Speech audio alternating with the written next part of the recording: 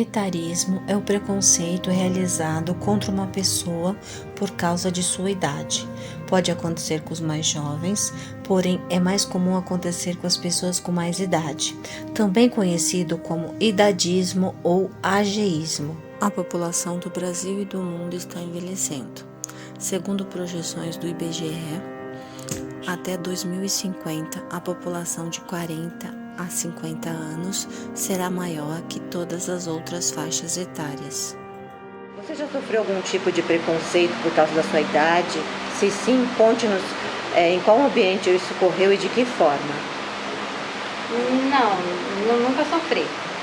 Mas eu já vi casos assim de pessoas próximas que já sofreram por causa da idade. Você já sofreu algum preconceito por causa da sua idade? Se sim, conte-nos qual foi, em qual ambiente ocorreu e de que forma. Foi, sabe, foi lá em Boituva, né? Foi numa empresa lá.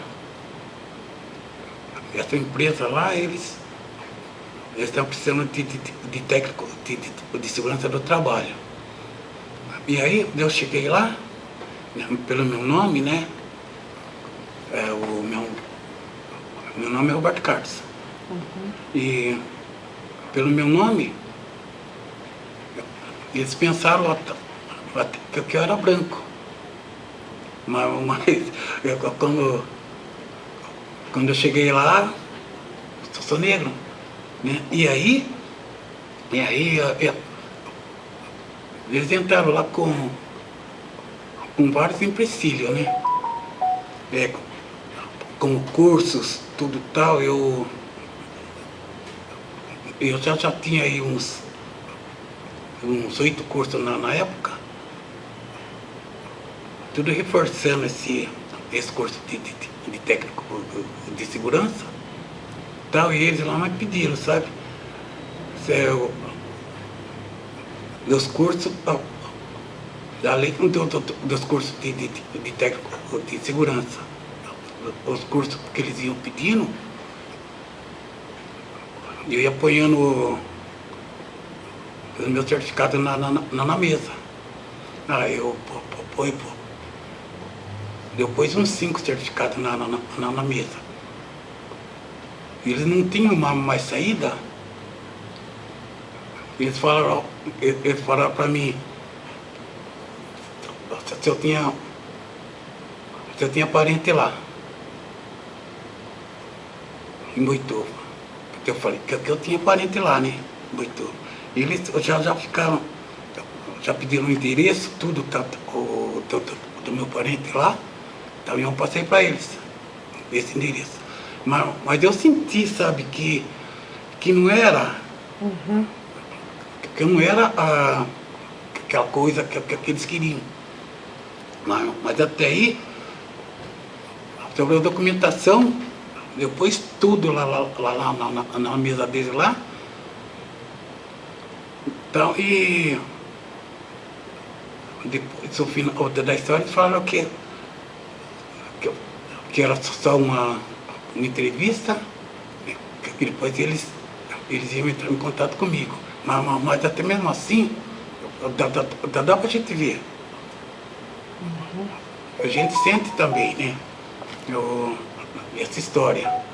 O ano era 2015, eu tinha 43 anos, não era tão velho assim.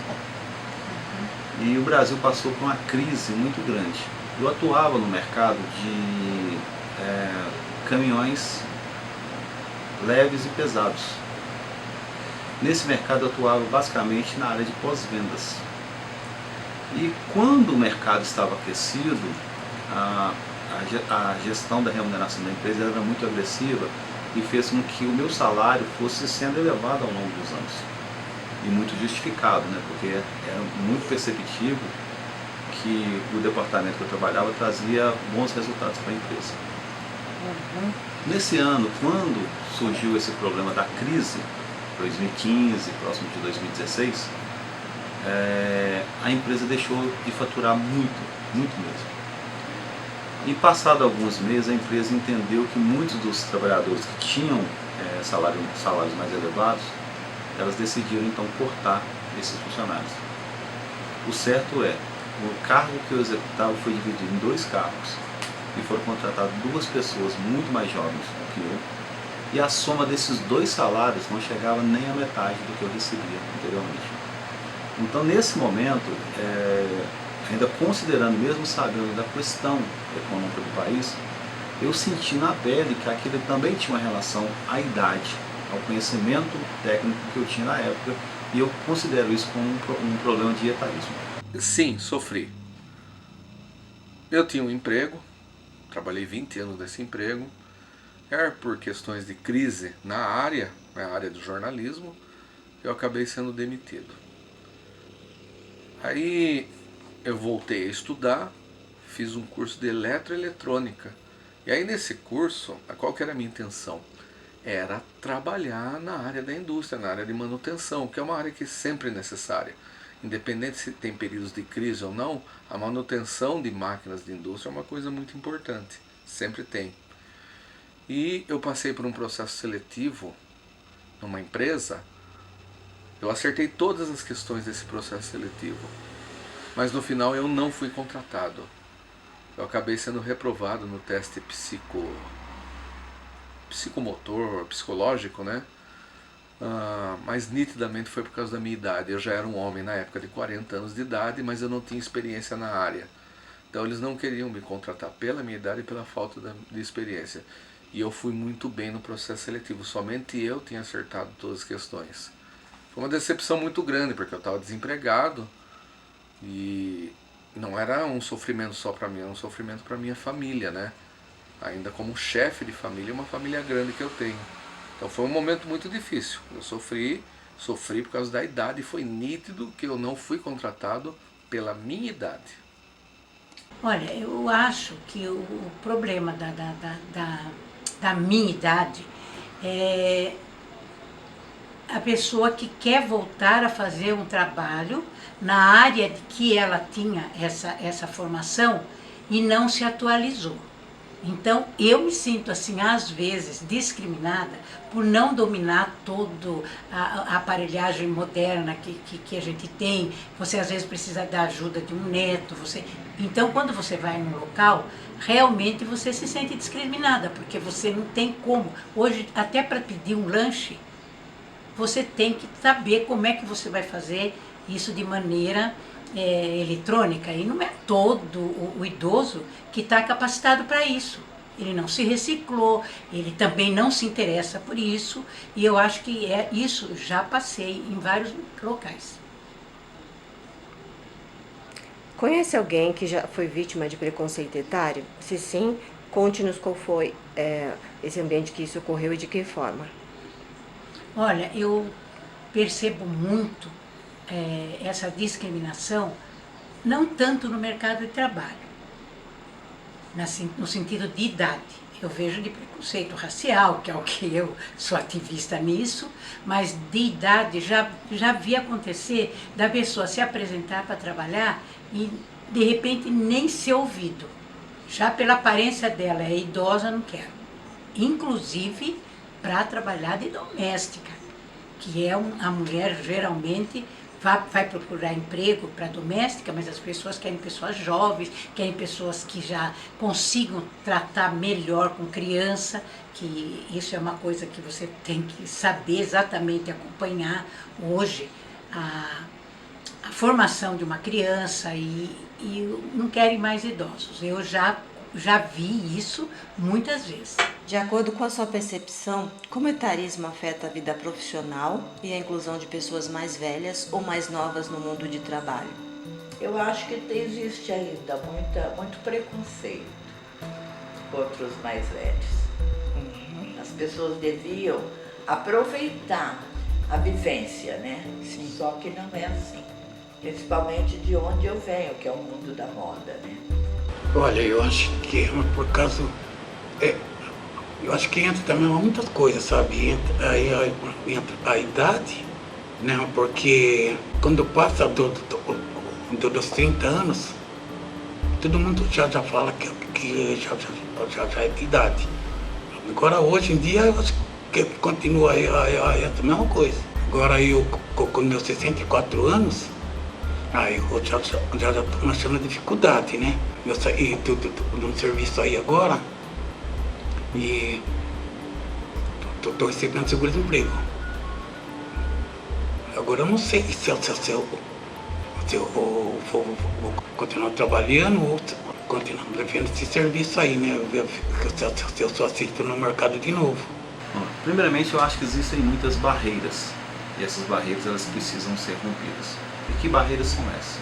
Eu acho que começa inicialmente porque as empresas hoje elas buscam um processo de contratação muito efetivo, fazendo com que os profissionais contratados precisam ter uma certa qualidade para ser entregue ao mercado de trabalho dentro daquela empresa. Considerando essa pressão que existe por encontrar profissionais de muita qualidade, nota-se que os próprios profissionais de recrutamento e seleção já criam viés inconscientes relacionados ao quê? Será que esse candidato no qual eu estou contratando, ele vai dar conta do que a função pede?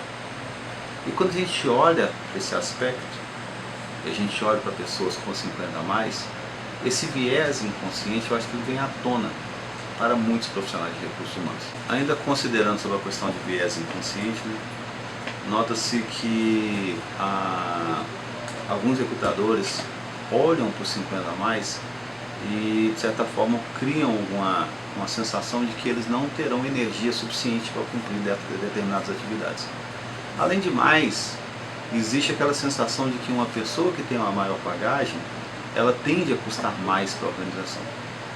E considerando todos esses elementos, essas barreiras vão se elevando e formando ainda mais essa questão do etarismo existente dentro das organizações e, tecnicamente, isso faz com que outras organizações também se aderem a esse modelo. Então, acho que é muito importante que essa questão dos 50 a mais, a questão de empregabilidade, ela precisa ser divulgada, precisa ser amplamente divulgada e mostrar para essas organizações que muitas delas estão muito enganadas em relação à questão dos 50 a mais. Afeta demais. Por mais que seja crime, você impedir o acesso ao emprego por causa da idade de alguém, isso acontece muito, principalmente com os mais velhos. A gente vê programas aí, emprego jovem, programa de primeiro emprego. Então, para o lado jovem, a gente vê algumas atitudes do poder público para melhorar essa situação. Mas a população está envelhecendo. Então, para a pessoa mais velha, a gente quase não vê programas ou políticas públicas direcionadas a essa faixa etária, principalmente no mundo do trabalho. E como a mídia, na sua opinião, combate ou contribuiu para manter o etarismo? Eu acho que a mídia pouco contribuiu para a questão do etarismo, porque, na verdade, nós temos uma sociedade que valoriza a juventude, né? Tem essa questão não só de valorizar a idade que você está mais jovem, mas a questão também da vaidade, dos corpos. A gente tem uma cultura adultocêntrica, né? De que tudo que é novo é melhor. Nós não somos que nem... acho que a sociedade ocidental tem essa característica de que a pessoa mais velha ela já é ineficaz ou ela não tem tanta competência quanto o jovem. É diferente, por exemplo, dos países orientais, posso citar aqui o Japão, que a experiência dos mais velhos é valorizada e repassada aos mais jovens. Nós temos hoje uma cultura que é incentivada não só pela mídia, mas pelo mercado e por toda o extrato social, de que o velho ele está em desuso, que ele, né, já não tem mais capacidade de aprender novas tecnologias, não vai mais render aquilo que a empresa ou o mercado competitivo exige dele.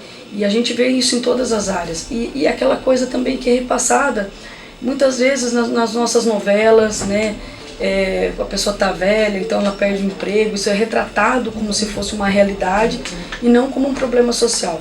E eu acho que no Brasil se valoriza muito a questão da juventude, da beleza, do corpo saudável, né? E essa questão do etarismo, ela é sempre tratada como se a pessoa mais velha fosse doente, como se a pessoa mais velha não tivesse o que passar para os mais jovens. E eu acho que também a gente tem uma estratificação de que a juventude não conversa com os adultos não conversam com os mais velhos.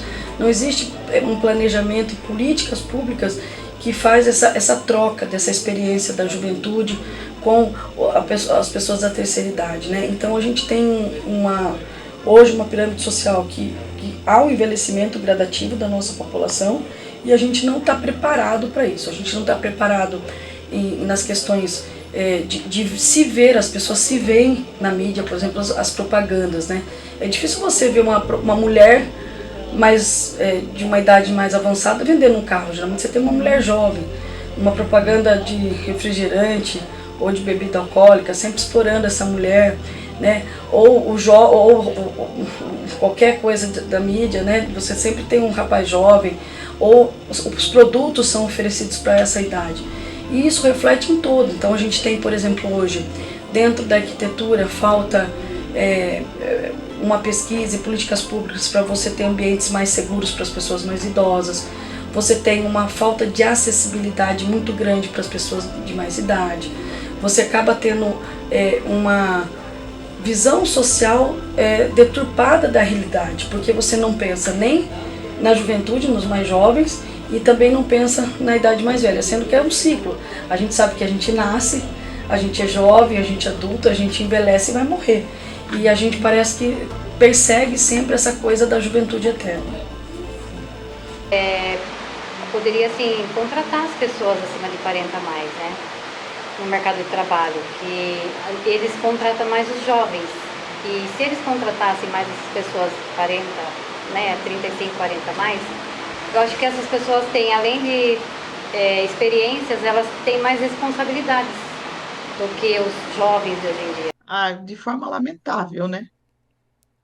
De forma lamentável, porque não existe nenhuma campanha na mídia, e nem o próprio governo, Mônica, faz campanha para que a gente tenha um maior respeito à condição do idoso, a, a, a respeito das regras constitucionais relativas ao idoso. O próprio governo não respeita os idosos, porque a nossa Constituição de 1988, que é chamada de Constituição Cidadã, ela foi o primeiro documento no Brasil que garantiu direito, reconheceu essa população vulnerável e garantiu direito a essa população. Mas até hoje, o que foi estabelecido na nossa Constituição de 1988 ainda não é aplicado de forma total. Então, por exemplo, uma das coisas que me incomoda muito é o próprio INSS. Nós temos aí uma questão de grande relevância social, que é a questão do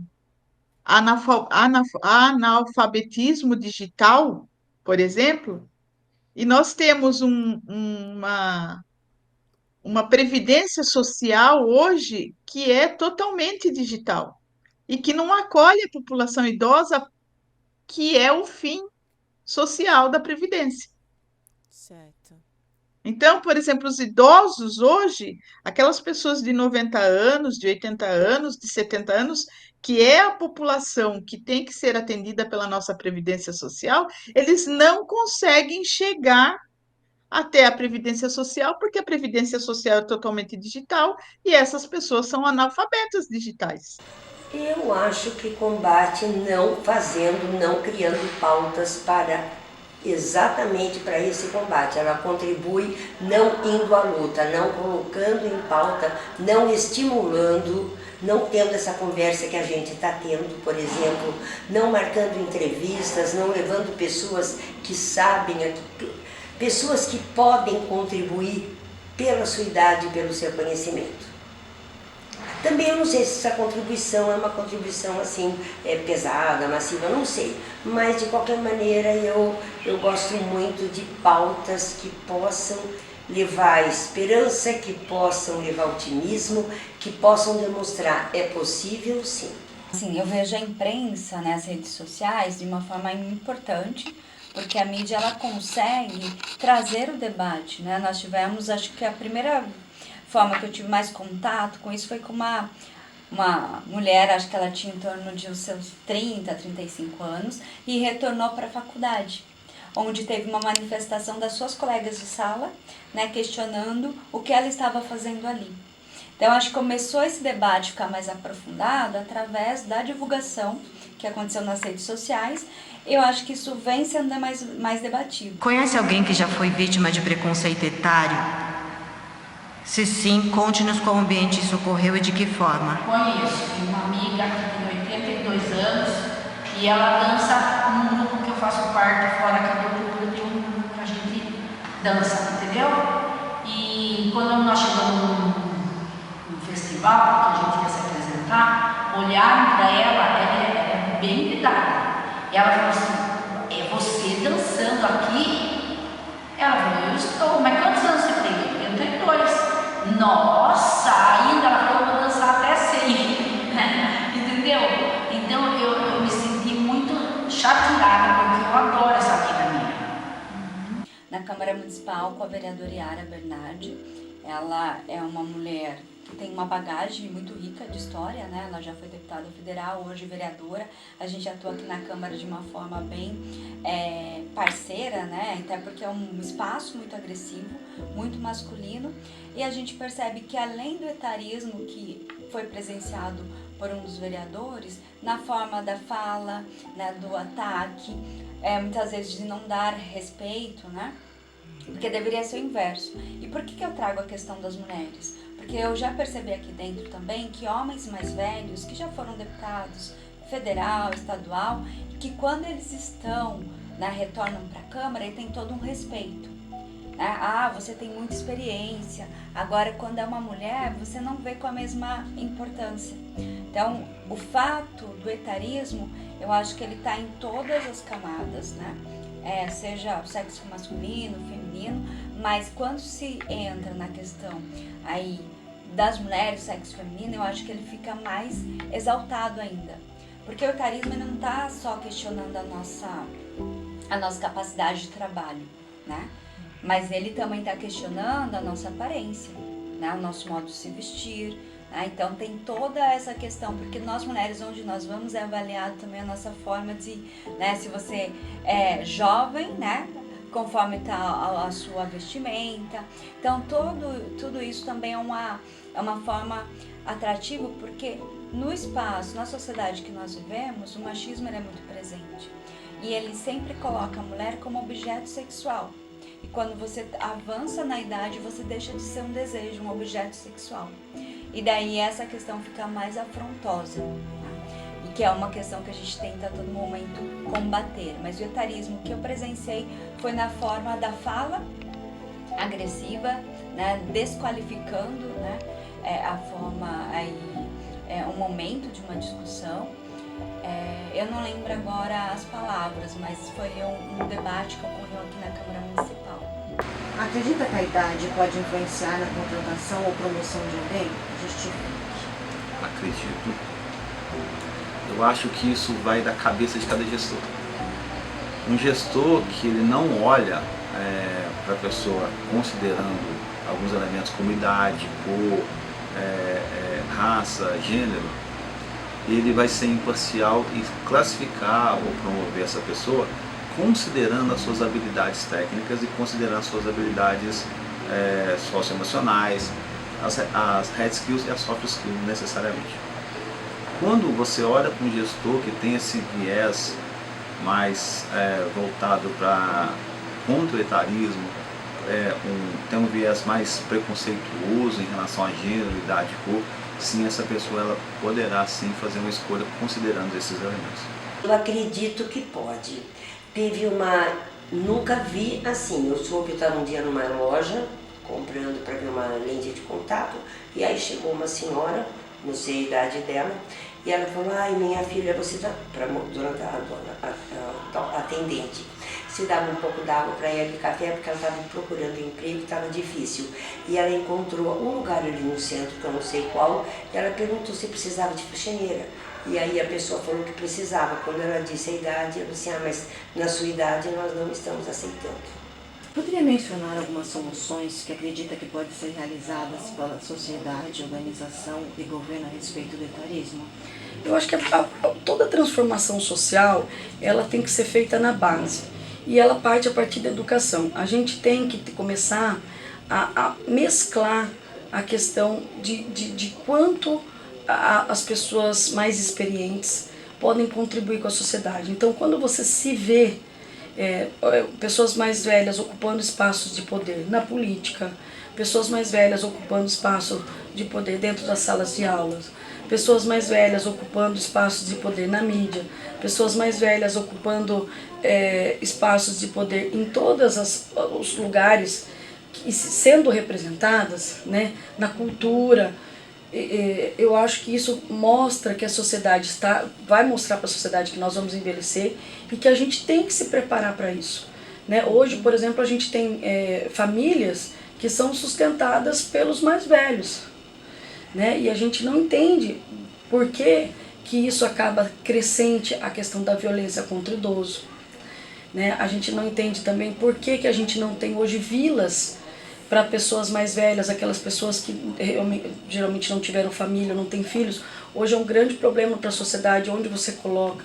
A gente não tem políticas para preparar a questão de você prevenir doenças que você pode adquirir na velhice, né, como, por exemplo, diabetes tipo 2, cardiopatias, né, ou problemas de locomoção, que você poderia estar trabalhando desde lá da mais tenra idade para não chegar.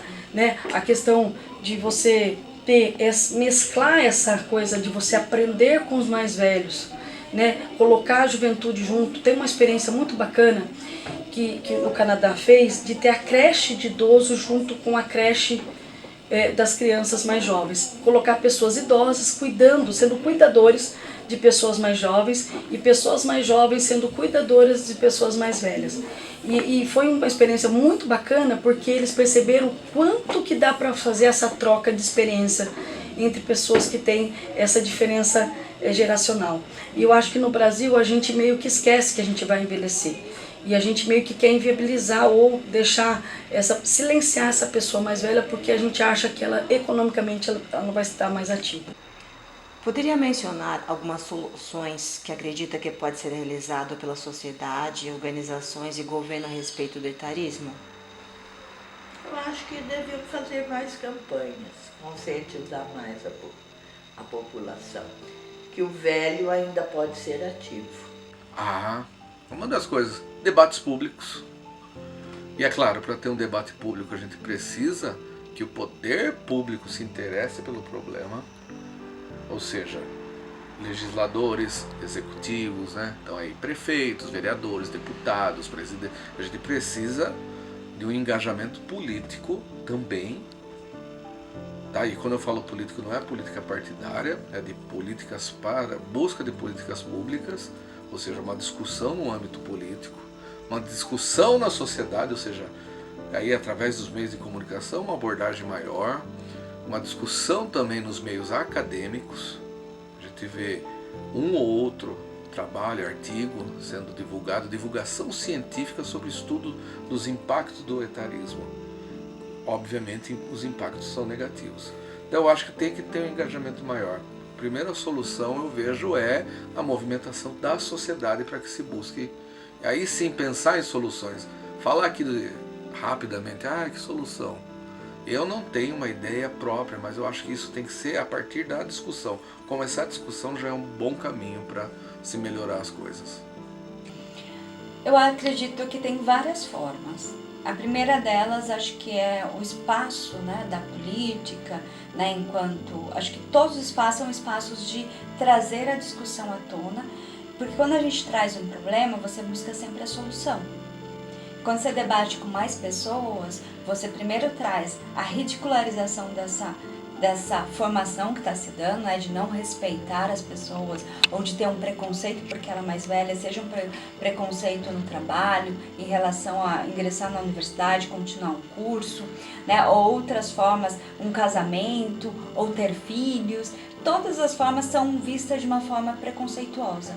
Quando a gente traz a política através de um debate aqui na Câmara, trazendo essa discussão e elaborando com a sociedade, através da discussão, quais seriam as leis possíveis de garantir o direito dessas pessoas, né, de ter um trabalho digno, de denunciar ou considerar isso como um possível crime, né? Porque a partir do momento que você afeta essa pessoa emocionalmente, porque cria todo um abalo econômico, emocional, né, social, a partir do momento que ela sofre esse etarismo.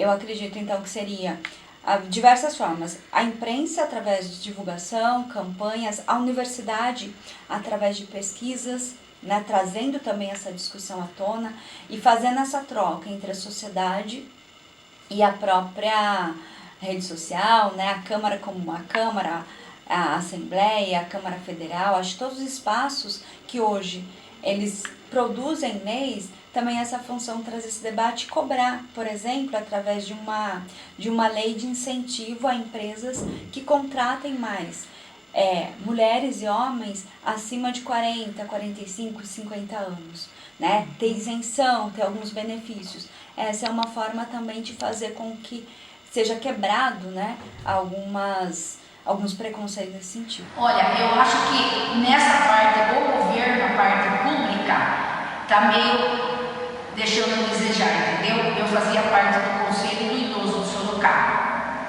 Eles não dão nem bola, porque a gente vai pedir na prefeitura, entendeu? Agora parece que está melhor.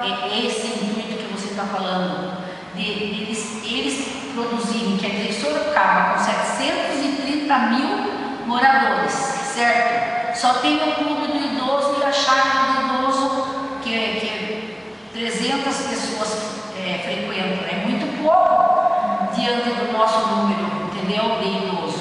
Eu acho que teria que ter mais coisas, mais cursos, eles voltarem mais para os mais idosos. Bom, eu acho que nós temos uma legislação, a gente tem que partir do princípio que nós temos uma legislação que é o Estatuto do Idoso, que é a Constituição do Brasil. São duas legislações muito importantes que garantem, né, o direito aos idosos, a toda essa população vulnerável, mas ela não é plenamente aplicada. Ela depende tanto do governo quanto da sociedade, e eu acho que nós precisamos avançar na discussão sobre o etarismo, sobre o direito das pessoas idosas, né? E esse avanço ele passa por ações sociais e governamentais direcionadas a essa população, ações da própria Previdência Social direcionada a essa população, ações do governo do estado, ações dos governos municipais, dos conselhos municipais dos idosos, da própria sociedade em geral, na área da cultura, para promover o direito dos idosos e uma cultura de respeito à pessoa idosa. E acho que grande parte desses avanços, eles nascem dentro da família, porque a família é o seio social, né? É dentro da família onde todas as decisões relativas a essa população é tomada. Então, se as famílias respeitam os seus idosos, a gente vai ter uma população que tem o respeito ao idoso. Mas se dentro das próprias famílias não se respeita a pessoa idosa e nem a questão, essa questão do etarismo, a gente não vai ter, não adianta a gente cobrar de um governo federal uma ação sobre isso se dentro das famílias não se respeita a pessoa idosa? Acho que deveria publicar mais sobre o assunto, né? Para a contratação dessas pessoas, que essas pessoas, elas têm vontade de trabalhar, têm saúde para trabalhar, às vezes trabalham melhores que os próprios jovens, porque de hoje em dia, no meu ver, assim, os jovens, eles pensam muito em balada, em sair, ficar na noitada, e essas pessoas mais velhas, mais responsáveis, elas já não querem mais essa vida, né, de ficar embalada, se divertir. Elas têm a responsabilidade de cuidar da casa, pagar um aluguel, elas são mais responsáveis. Então, acho que o governo, a sociedade deveria publicar mais sobre o assunto, deveria para contratar mais essas pessoas, né? Dar mais novas oportunidades de emprego para elas também. De que forma o projeto de extensão universitária pode contribuir para a conscientização sobre o etarismo? Eu acho que os cursos universitários, eles, de uma forma ou de outra, eles já estão promovendo essa capacitação para que o idoso futuramente esteja capacitado para toda essa revolução que existiu no campo de computação, de atualização. Eu acho que ele está contribuindo bastante para isso. A extensão universitária é importante, porque ela também vai fazer aquele meio campo entre transformar a linguagem científica numa linguagem mais acessível para a população em geral. Então, assim, é a divulgação científica, é a discussão, porque a ciência ela tem as suas ferramentas para fazer uma discussão, e são ferramentas muito boas em busca das verdades, não que existam verdades absolutas, mas existem definições de coisas, e a ciência ela é muito boa, inclusive para derrubar ou para sustentar teorias. São boas ferramentas. Então, assim, só que a linguagem da ciência é uma linguagem muito própria. E a extensão universitária ela acaba fazendo esse caminho e transformar toda essa linguagem para uma linguagem mais palatável para as pessoas em geral, que é o que a gente chama de divulgação científica. Então, tudo isso ajuda na divulgação das coisas, sim. Obrigada. Neste momento, eu sou uma pessoa aposentada e eu fundei o Movimento de Mulheres Negras de Sorocaba, que é uma ONG, e hoje eu sou a presidente dessa ONG, e o meu trabalho é voluntário, eu não posso receber, não tem salário para essa profissão, mas eu sou a presidente e a coordenadora do Movimento Mulheres Negras de Sorocaba, que trabalha tanto na área da educação como na área social. Serviço de fortalecimento de vínculo para pessoas acima de 60 anos. Mas você sabe o quanto eu gosto de atividade, de fazer, de ensinar, de praticar, costura, crochê, tricô, artesanato, tudo. Aí ela me convidou para vir para cá. E eu sou remunerada, trabalho aqui como orientadora social. Uma das coisas que eu faço, né? Porque na verdade conheço muita gente que já vem de lá de trás da minha vida da comunicação. Então eu trabalho com projetos, eu ajudo na captação de recursos. É aquilo, né? Quando você trabalha numa ONG, você tem que... Qualquer serviço, não é verdade, mas você tem que abraçar tudo. Quer dizer, quando você trabalha com amor e com dedicação, tudo fica mais gostoso, né? Olá, eu sou a Faiga, estou como coordenadora no Clube do Idoso de Sorocaba. E aqui no clube nós atendemos pessoas acima de 55 anos que são residentes em Sorocaba. Aqui no clube nós temos diversas atividades, dentre elas nós temos academia, meditação, alongamento, ginástica, terapias orientais, aulas de música, enfim, é uma lista extensa de atividades. Essa daqui é a nossa sala de tênis de mesa, nós temos raquetes e bolinhas disponíveis. E ela é uma sala livre, então os idosos eles podem vir a hora que eles combinarem, às vezes formam duplas, trios, eles vêm e podem jogar o tênis de mesa. Essa daqui que a gente está é a sala de cinema, então aqui nós temos aula de smartphone, mais especificamente de redes sociais, e as rodas de conversa também que a gente oferece aqui no clube, todas acontecem aqui. Essa daqui é uma sala de aula, onde nós temos aula de smartphone básico e aula de teoria musical. Nessa sala onde estamos agora, aqui acontecem os jogos de cartas que os idosos participam E aqui nós temos a pintura em mandalas. Aqui é uma sala livre de jogos, então nós temos baralho, nós temos jogos de tabuleiro, damas, dominó, inclusive as raquetes e as bolinhas do tênis de mesa são guardadas aqui. Aqui nós temos uma biblioteca, a gente usa o sistema de vai e vem, ou seja, os idosos emprestam um livro, levam para casa e quando eles terminarem de ler, eles podem devolver. Essa daqui é a sala de beleza. Nós temos avaliação física com uma biomédica e a reflexologia também acontece nessa sala. Essa sala é a sala de cromoterapia. Aqui, além da cromoterapia, acontece o reiki, também sessões de reflexologia e sessões de psicoterapia. Essa daqui é a sala de artesanato. Então, além do artesanato, também acontecem sessões de fisioterapia. Estamos na sala de espelho. A sala de espelho é onde acontece a maior quantidade de atividades. Aqui nós temos coral, risoterapia, forró, aula de violão, podologia, aula de flauta e fisioterapia. Aqui nós estamos no salão principal do Clube do Idoso, onde acontecem as atividades como ginástica, meditação, alongamento, ritmos, dança circular, divertidoso, enfim, uma série de atividades. No salão principal do clube também acontece o nosso baile de aniversariantes do mês. Todo mês nós comemoramos os aniversários dos nossos idosos. No Clube do Idoso nós também temos academia, onde os idosos podem fazer exercícios de musculação e cardio.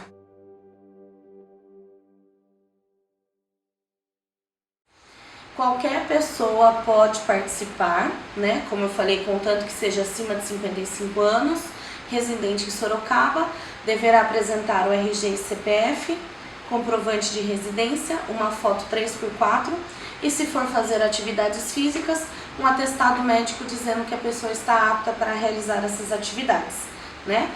Aqui no clube nós somos um centro de convivência, então além de trazer o bem-estar, a qualidade de vida para os idosos, a gente tenta proporcionar uma boa convivência com eles. Aqui eles podem fazer amizades, muitos idosos se sentem sozinhos em casa, então eles acabam fazendo amizades. Já aconteceu até de fazerem, né, formarem casais. Então é muito importante, né, para todos os idosos a atividade física, para que eles tenham a prevenção mesmo de doenças como, por exemplo, a diabetes, ou até mesmo melhorar na mobilidade, enfim, só temos benefícios.